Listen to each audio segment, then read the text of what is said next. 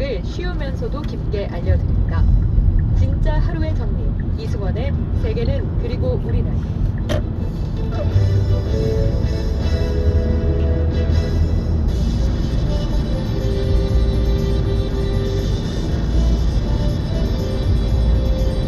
세계 주요 소식을 우리만의 시각으로 풀어보겠습니다. 오늘 세계는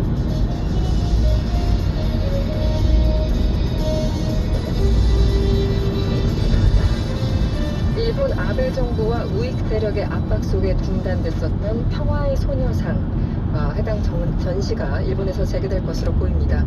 아이치 트리엔날레와 표현의 부자유정 실행위원회가 이르면 다음 달 6일 평화의 소녀상 전시 재개에 합의했다고 오늘 교도통신이 보도했습니다. 그런데 관련해서 일본 정부는 해당 표현의 부자유전에 대해서 보조금을 요구하지 않기로 결정했습니다. 주최 측이 안전 문제나 원활한 운영을 처해야 할 중대한 사실을 인지하고도 신고하지 않았다면서 보조금 약 8억 6천만 원 전액을 지급하지 않기로 이렇게 결정을 내린 겁니다. 이를 두고 아베 정권의 입맛에 맞지 않는 예술 행사에 대한 보복성 조치라는 지적이 나오고 있습니다. 또 행사 이름을 오히려 아베 정권이 그대로 확인시켜주고 있다는 지적도 함께 나오고 있습니다. 뒤늦게나마 전시가 다시 진행될 수 있어서 다행이라고 해야 할지 참으로 망설여지는 그런 순간입니다. 지금까지 이승원의 오늘 세계는 였습니다. 당신이 해외 주식을 마음에 두는 순간 입시 전수조사 방안을 논의했지만 조사 시기에 이견을 보여 합의가 불발됐습니다. 더불어민주당 이인영, 자유한국당 나경원, 바른미래당 오신환 원내대표는 오늘 오전 국회의장 주재로 회동한 자리에서 전수조사와 관련한 세부 사안을 논의했지만 협상에 뚜렷한 성과를 내지 못했습니다. 자유한국당과 바른미래당은 조국 법무부 장관 가족 의혹에 대한 국정조사를 요구하며 전수조사는 그 이후에 하자고 주장했지만 민주당은 부정적인 태도를 보이는 것으로 전해졌습니다. 바른미래당 손학규 대표의 퇴진을 요구하는 유승민, 안철수계 의원들이 별도의 지도부를 꾸리고 독자 모임을 출범시키면서 사실상 분당 수순에 들어갔습니다. 바른미래당 오신환 원내대표는 오늘 국회에서 열린 의원 비상회의에서 유승민 의원을 대표로 하는 비상행동을 통해 국민통합과 정치 혁신을 주도로 하는 바른미래당으로 환골탈퇴하겠다고 말했습니다. 유승민 의원은 아직 탈당은 결론나지 않았다며 모든 선택지를 놓고 고민 중이라고 말했습니다. 유 의원은 손학규 대표와 추한 싸움을 하기 위해 정치를 하는 게 아니라면서 싸움을 걸어와도 더는 싸우는 일이 없을 거라고 설명했습니다. 한편 손학규 대표는 당의 분열을 획책하는 것은 정치인이나 지도자가 할 일은 아니라고 비판했습니다. 손 대표는 오늘 국회에서 독자 모임을 당 최고위와 같은 시간에 하는 것은 정치 도의에 맞지 않는다면서 아직은 단합해서 총선 승리를 이끌자는 입장이지만 분열이 계속되면 다시 생각할 수 있다고 강조했습니다. 우익 세력과 일본 정부 등의 압박 속에 중단된 일본 국제예술제 평화의 소녀상 전시가 약 2달 만에 재개될 것으로 보입니다. 일본군 위안부를 상징하는 평화의 소녀상을 전시했다가 사흘 만에 중단한 아이치 트리엔날레 기획전 표현의 부자유전 그 후를 주최 측이 다시 열기로 했다고 교도통신이 보도했습니다.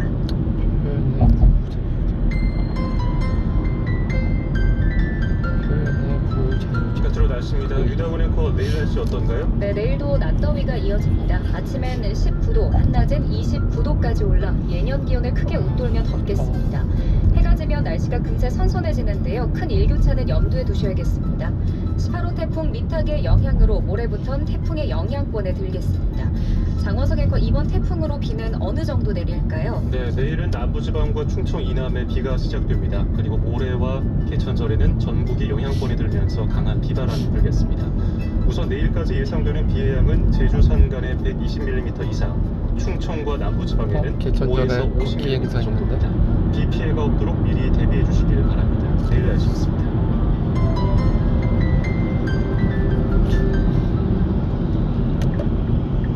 모락모락 이 세상에서 누가 제일 예쁘니?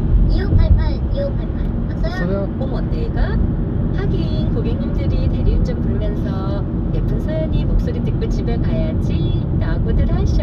너 잘났다 너 잘났어 2588 꽃보다 박서연 2588 미리 알고 가면 편하겠죠? 캔 KTX 한국기계전에 어떤 업체 제품이 나오는지 아, 미리가 보는 전시회 오토페어. 최신 국내외 산업정보는 물론 현장 할인 판매까지 한다죠. 한국 기계전 꼭 가봐야겠네요. 우리가 보는 전시회 소개합니다. 메리츠 신여보. 배고파.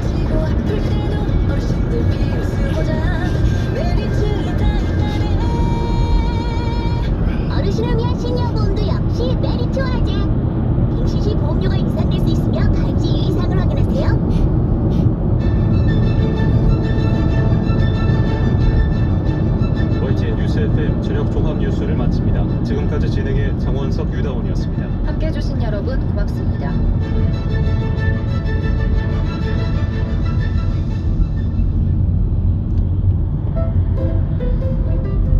안녕하세요, 김혜수입니다. 제주의 다채로운 풍광을 보고 있으면 찬바람도 잊을 만큼 변화무쌍한 이 계절의 매력에 빠져드는데요. 올레길을 따라 해안을 걷다 보면 멋진 기암 절벽이 우리를 맞이합니다. 절벽들 사이로는 화산 안반층이 걸러 가장 맑고 깨끗한 제주의 물이 흐르고 있죠. 이 깨끗한 물을 지키는 것, 청정 제주를 아끼고 맑은 미래를 만드는 시작점은 아닐까요? 지금까지 제주도에서 김혜수였습니다. YTN 라디오 청정자연 보존 캠페인은 제주 3단수와 함께합니다. 데이터 걱정하지 말고 나는 여행 갈까. 와이파이 도시락은 좋아. 와이파이 도시락 난 좋아. 해외에서 데이터 없을 때 와이파이 도시락. 교통안전 1분 턱. 안녕하세요. 한국교통안전공단 이사장 권병윤입니다. 아침 저녁으로 선선한 가을의 초입입니다. 저는 산을 참 좋아해서 가을 장거리 산행 생각에 벌써부터 마음이 두근거리는데요. 아름답게 낙엽이 물든 산에 가고 싶다. 산행 후에 막걸리도 한 잔씩 하는데, 그렇지만 단 한 잔이라도 음주운전은 절대 안 되는 거 아시죠? 구시율은 늘어나는 나들이 차량으로 교통사고 위험성이 30% 이상 높아집니다. 졸리시면 휴게소나 졸음쉼 밑에서 충분한 휴식을 취하시고 전자석 안전띠 착용도 잊지 마세요. 가을로 떠나는 평화로운 여행길에 나와 가족 모두를 행복하게 하는 안전운전을 실천합시다. 교통안전 1분 톡. 국토교통부와 한국교통안전공단이 함께합니다. 속도를 줄이면 사람이 보입니다. 오늘부터 주방용 랩은 뉴랩을 확인하세요. 뉴에코, 뉴라이프, 자연주의, 뉴랩이니까. 프레시 네이처, 신선함은 그대로니까. 자연주의 주방용 랩. 뉴 에코 뉴 라이프 뉴랩이라면 안심이에요. YTN 뉴스 뉴스 FM 교통정보입니다. 월말이죠. 월요일 퇴근길이라 저녁 시간 자동차 전용도로에는 교통량 자체가 많은데요. 현재 한강을 따라 올림픽대로는 김포 방향, 강남권 반포대교부터 가양대교 끝까지 아직은 길게 밀리는 모습입니다. 반대 하남 방향 가양대교 일대부터 성산대교, 이후 반포대교부터 영동대교 일대까지도 속도가 많이 내려가 있는 모습인데요. 나라나 강변북로 일산 쪽으로도 동작대교 일대부터 방화대교 끝까지도 아직은 정체가 그대로 이어져 있습니다. 반대 구리 방향 성산대교부터 양화대교, 한강대교 지나서 강남권을 지나서 잠실 쪽으로도 시속 20km 미만입니다. 동부간선도로는 외곽 의정부 쪽으로 이동하는데 성수 분기점 일대부터 노원교 일대까지 아직은 길게 밀리고 있는데요. 40분 정도가 소요되고 있습니다. 반대 도심 쪽으로도 수락지역대 이전부터 지금 창동교 사이가 30km 안짝입니다. 고속도로는 서외곽 순환고속도로 판교수구리 쪽 이동하는데 광암 터널 부근부터 통평, 이후 계양 일대를 지나서 송내까지 아직은 15km 구간이 밀리고 있는데요. 반대 판교에서 일산 쪽으로도 판교 분기점부터 시흥 요금소로 지나서 송내 일대까지도 지금 11km 구간 정체가 이어져 있습니다. 뉴스 FM 교통정보였습니다.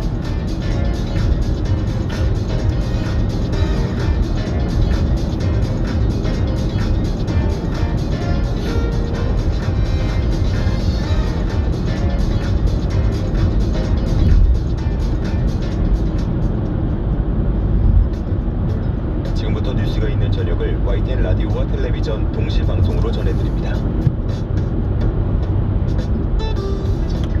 여러분 안녕하십니까. 뉴스가 있는 저녁 배상욱입니다. 제가 SNS상에서의 언사와 관련해 우리를 빚고 또 자숙의 시간을 갖느라 이 자리를 오래 비웠습니다. 실망을 끼쳐드리고 또 책임을 다하지 못한 것 다시금 죄송하다는 말씀드립니다. 시청자의 문자를 통해서도 계속 의견이 들어오는데 7677님 또 7897님 등등 여러분이 제대로 반성하고 온 거 맞느냐, 한참 더 반성해야 되는 거 아니냐 지금은 실책을 주고 계십니다. 네, 늘 스스로를 경계하고 실천하면서 반성해 나가도록 하겠습니다. 공정하고 균형 잡힌 방송을 위해서 또 최선을 다하겠노라 약속도 드립니다. 늘 지켜보시면서 준엄한 질책 해주시기 바랍니다. 그렇게 YTN 시청자들과 함께 만들어가는 뉴스가 있는 저녁이 되도록 하겠습니다. 그럼 첫 소식은 청와대로 가보겠습니다. 문재인 대통령은 윤석열 검찰총장에게 국민의 신뢰를 받을 수 있는 개혁 방안을 마련해서 제시하라고 지시했습니다. 문 대통령은 검찰개혁을 요구하는 국민의 목소리를 겸허히 받아들여야 한다고 지적했습니다. 김도원 기자가 보도합니다. 지난 주말 검찰개혁을 요구하는 대규모 촛불 집회가 열린 가운데 문재인 대통령이 조국 법무부 장관의 첫 업무 보고를 받았습니다. 검찰개혁을 요구하는 국민들 목소리가 매우 높습니다. 법무부 장관의 검찰개혁 방안을 보고받은 문 대통령은 검찰총장에 대한 직접 지시사항도 밝혔습니다. 윤석열 총장에 대한 문 대통령의 첫 공개 지시입니다. 검찰총장에게도 지시합니다. 국민으로부터 신뢰받는 권력기관이 될 수 있는 방안을 조속히 마련해 제시해 주길 바랍니다. 문 대통령은 이번 정부에서 검찰 수사권의 독립성은 대폭 강화됐지만 검찰권 행사 방식과 수사 관행, 조직 문화는 개선이 부족하다고 언급했습니다. 국민 여론과 함께 젊은 검사, 여성 검사, 형사 공판부 검사 같은 검찰 내 비주류 의견을 수렴해 개혁에 나설 것을 주문했습니다.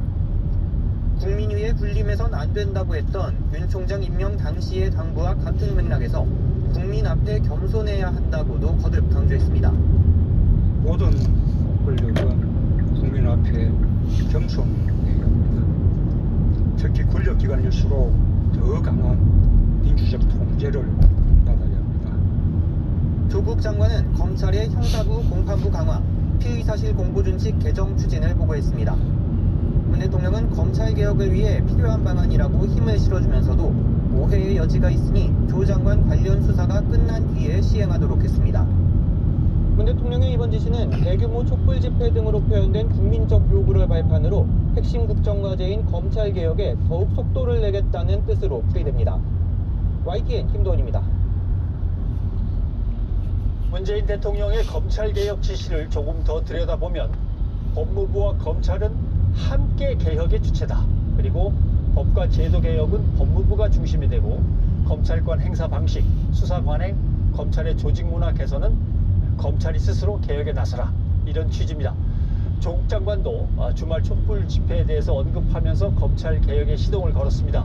조 장관은 제2기 법무검찰개혁위원회 발족식에서 검찰 개혁의 열망이 어느 때보다도 뜨겁다고 강조했습니다. 직접 들어보시죠.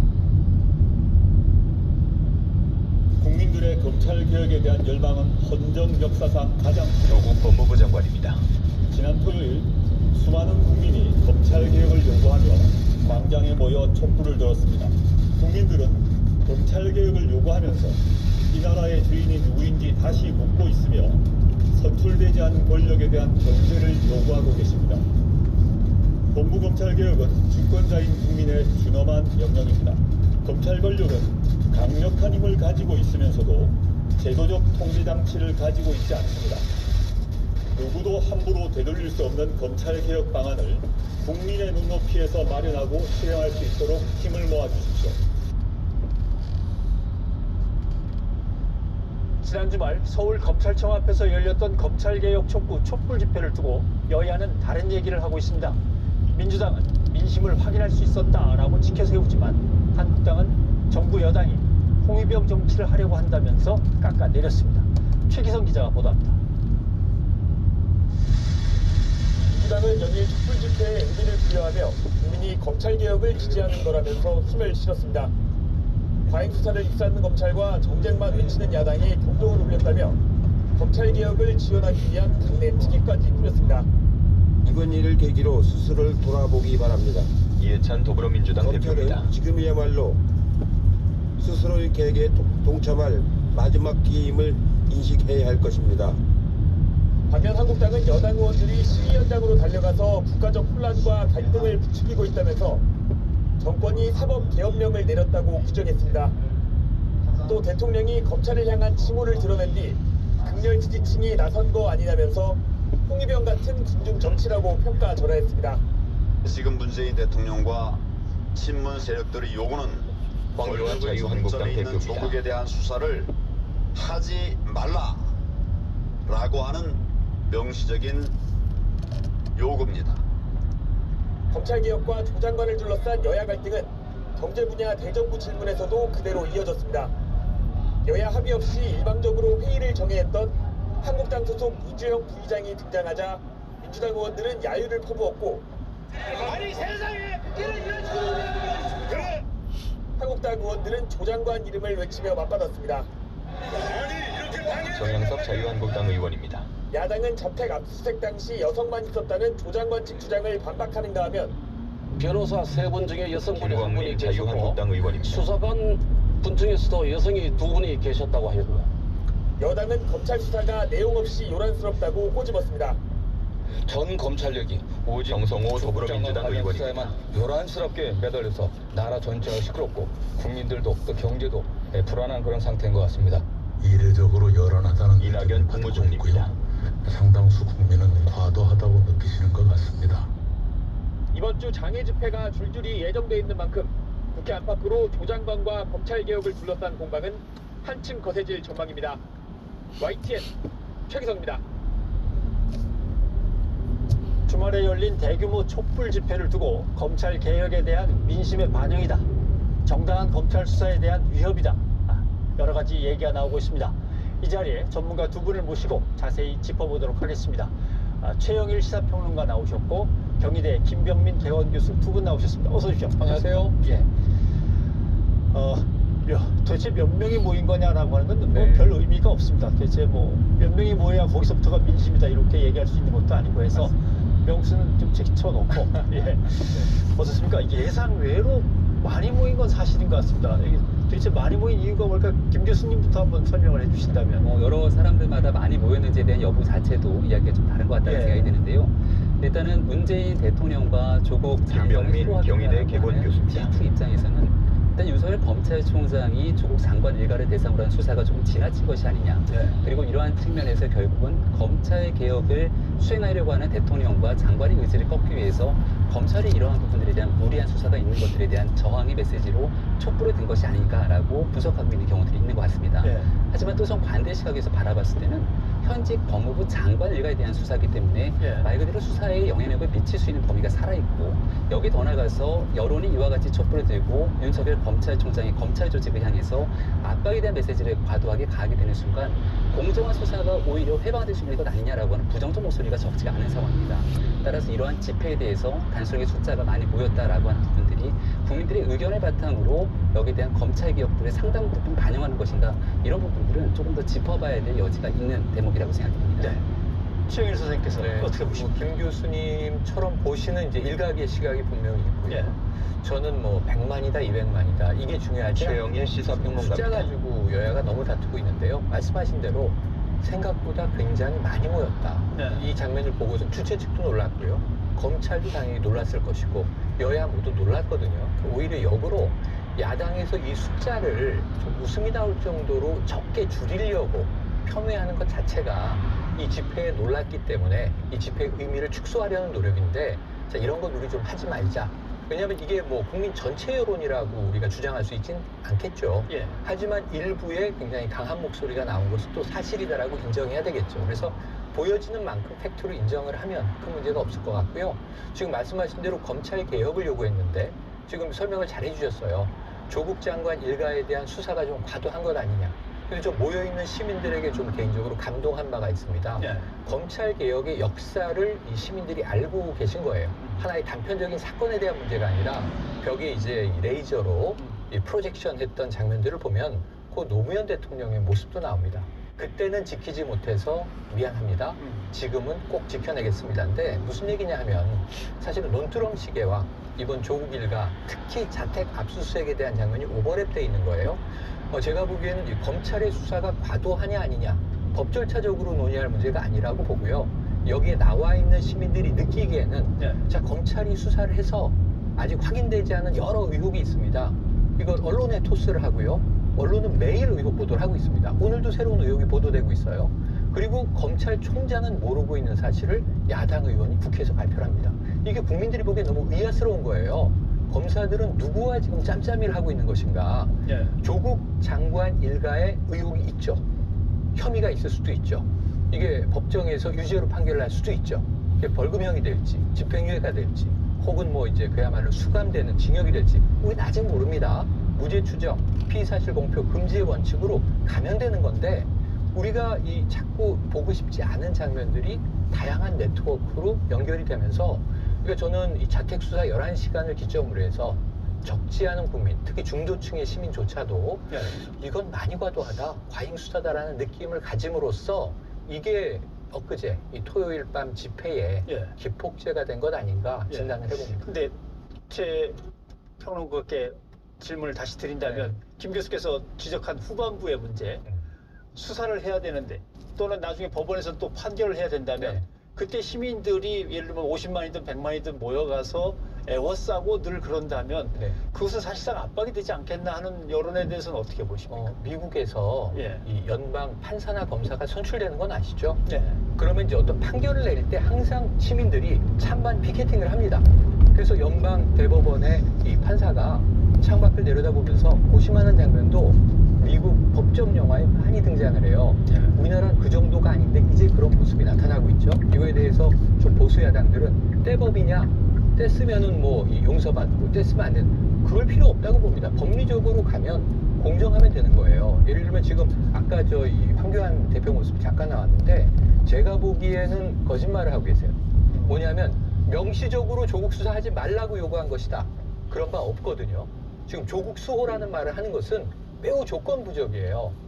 이 인사권자인 대통령이 사법개혁을 하라는 적임자로 법무부 장관에 임명했으니 법무부 장관직을 수행하는 동안 사법개혁을 다라는 의미고요. 그 안에서도 이 조국 장관과 그 일가에 의혹이 있느냐 없느냐는 시민들 사이에서도 갑론을 박입니다. 다만 한 가지, 검찰개혁은 그야말로 목소리가 모아졌어요. 여러 가지 이 진보 진영이나 시민단체들에서 다른 목소리가 나오는 것 연일 보도되고 있지 않습니까? 그만큼 이 설왕설래하면서 갑론을박하고 있다는 얘기예요. 다만 문재인 대통령 검찰에게 수사하지 말라는 지시, 최근에 뭐 트럼프 대통령의 우크라이나 스캔들 같은 얘기, 전방에 과속 방지턱이 연속됩니다. 일을 하라. 다만 개혁의 주체이기도 하니 개혁안을 내라. 그리고 아니 그 통화 논란이 있었지 않습니까? 조국 장관이 통화하면서 우리 자택 수사하지 말라, 압수수색하지 말라 그랬습니까? 하되 아내가 아프니 좀 배려해달라. 전방에 과속 방지턱이 있습니다. 라고 하지만 결국 저 압수수색은 11시간 가지 않았습니까? 이례적으로 길었는데요. 압력에 굴하지 않는 검찰, 수사 계속 하고 있는 것이고요. 검찰 개혁은 검찰 개혁대로 해야 할 과제를 떠 있는 것이죠. 김 교수님, 대통령이나 장관이 전방에 과속 방지턱이 있습니다. 들어가는 뉘앙스가 애매한 말들이 있습니다. 예를 들면 전방에 과속 방지턱이 있습니다. 많이 수령해라. 여성 검사와 젊은 검사들 의견 좀 많이 수령해라. 왜냐하면 지금 수사를 하고 있는 건 특수 쪽이니까 그럼 특수 쪽을 갖다가 누르는 것 같은 느낌도 들지 않느냐 이런 비판이 나오고 있는데 지금 검찰 수사가 압박을 안 받고 있다고 보시죠? 전방에 과속 방지턱이 있습니다. 국민들 입장에서 비판적으로 바라보는 시각에서는 굉장한 문제 제기를 할 수 있다라고 저는 개인적으로 생각합니다. 오늘 대통령의 발언은 그저 나온 대통령의 발언이 아니라 전방에 과속 방지턱이 연속됩니다. 조국 법무부 장관의 업무 보고 안에 방금 전에 말씀하셨던 그런 검찰 내부 조직에 대한 개혁안들이 들어가 있는 겁니다. 하지만 이런 내용들이 사실상 피의사실 공표를 준칙으로 개정하는 문제라든지 실질적으로 조국 장관 가족 일가에 대한 수사가 진행되고 있는데 지금 당장 이 문제를 바꾸게 될 경우에는 형평성의 문제에 어긋나거나 잘못된 오해가 생길 수 있기 때문에 조국 장관에 대한 수사가 마무리됨과 동시에 이것을 시행하겠다라고 얘기를 하게 됩니다. 그리고 그러한 과정 속에서 검찰도 지금 이 부분에 대해서 자체적인 개혁안을 만들도록 지시를 한 것이 오늘 대통령의 지시인 것이죠. 우리가 검찰 개혁을 바라봤을 때는 입법의 영역의 부분들과 행정의 영역에 대한 두 가지로 구분해 볼 필요가 있습니다. 입법은 말 그대로 제도와 시스템을 바꾸는 일이기 때문에 지금 국회 고위공직자범죄수사처라든지 검경수사권 조정에 대한 패스트트랙 안이 올라가 있는 것이 바로 입법의 영역입니다. 더 이상 조국 장관이든 과거에 있었던 박상기 장관이든 누구에 대한 장관 여부와 상관없이 이 문제는 이미 국회로 공이 넘어가 있는 상황입니다. 근데 지금 오늘 대통령이 지시한 문제는 법무부 내에서 얼마든지 준칙이나 훈령 등에 대한 개정을 통해서 검찰 조직에서는 내부의 조직 문화를 바꾸는 일을 통해서 과거의 잘못된 일들을 개선할 수 있다고 얘기를 하는 겁니다. 그럼 이 피의사실 공표에 관한 문제라든지 검찰 내부 조직의 문제들이 지금 문재인 정부가 출범하자마자 집권 1년차를 맞이한 게 아니잖아요. 전임 박상기 장관이 있었고 문무일총장이 있었습니다. 그 기간 동안에 수많은 적폐청산 수사 과정 속에서 드러났던 피의사실 공표에 대한 문제라든지 수사 과정에서 여러 사람들이 스스로 목숨을 걸게 되는 잘못된 관행의 문제들이 있었습니다.